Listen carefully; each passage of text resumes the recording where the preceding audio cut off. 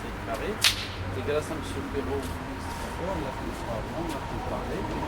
Et nous souhaitons.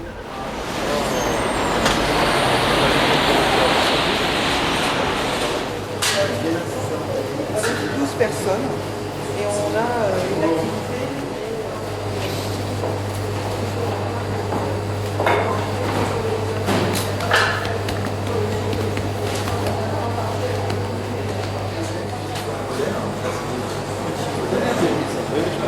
Voilà. Donc dans les chambres de fermentation, il y a ça.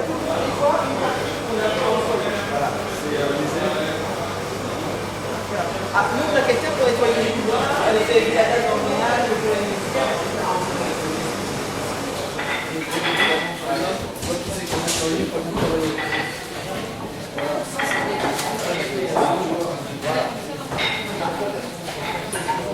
Monsieur Badis, Monsieur Frédéric, ma première question s'adresse à Monsieur Badis.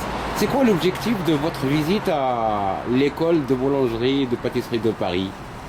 Alors, tout d'abord, je suis très content de rencontrer M. Frédéric, qui a un savoir-faire, qu'il faut qu'on profite de son savoir-faire et lui, il va profiter de nôtre.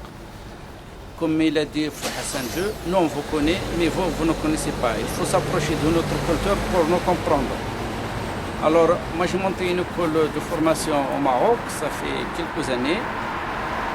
Je vais développer et j'ai pensé que la meilleure solution, c'est de voir un partenaire européen qui peut développer notre activité pour notre avenir et l'avenir de nos enfants.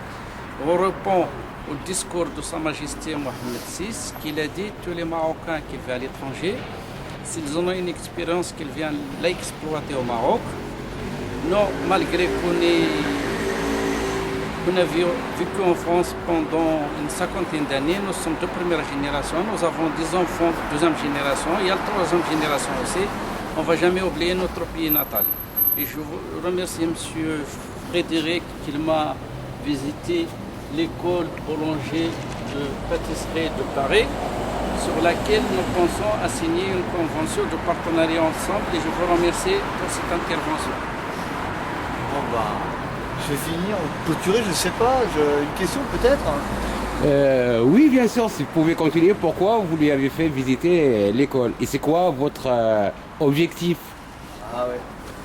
Alors l'objectif, aujourd'hui, moi je pense que le Maroc est un pays qui a beaucoup de richesses, il y a encore beaucoup de choses à exploiter et il a les infrastructures, il a tout ce qu'il faut aujourd'hui pour bien travailler.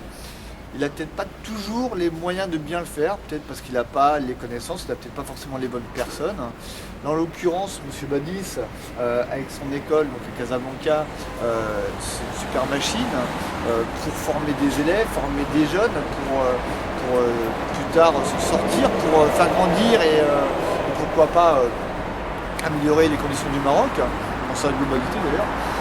Et moi, dans tout ça, je peux apporter mon aide.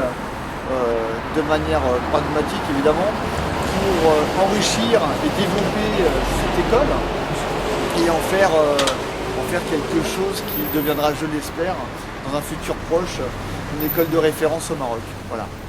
Je peux ajouter juste un petit peu quelque chose.